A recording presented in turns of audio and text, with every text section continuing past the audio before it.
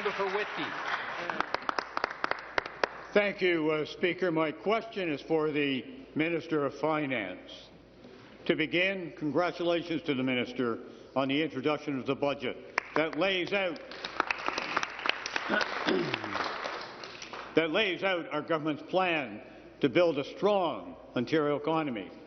Under the leadership of Premier Ford and this minister, the province is on a steady path to meet any challenge that comes our way.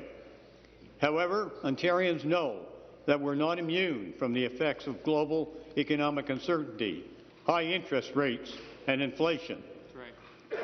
Speaker, all these factors can adversely impact the ability of manufacturers to grow, innovate, and become more competitive while creating new jobs. Question. Speaker, can the minister please explain what steps our government is taking to create the right conditions for expansion in Ontario's manufacturing sector?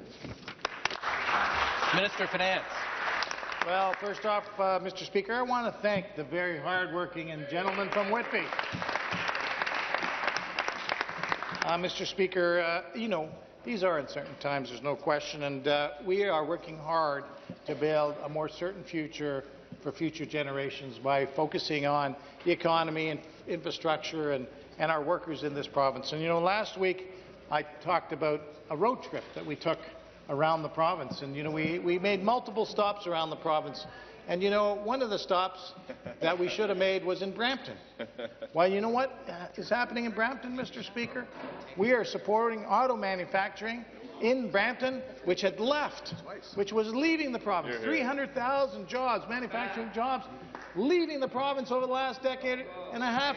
Guess what, Mr. Speaker? They're coming back. They're coming back to Brampton, to Oshawa, to Oakville, to Windsor, right across this province.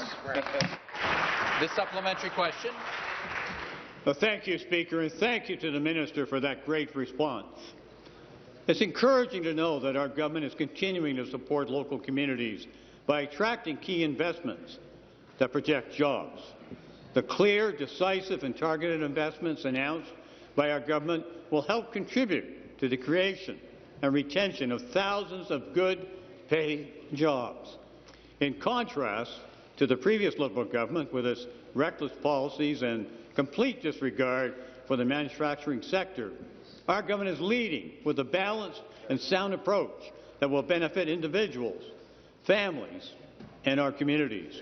Speaker, can the minister please elaborate on how the proposed Ontario-made manufacturing investment tax credit will improve our province's competitive edge? Great question. Minister of Finance.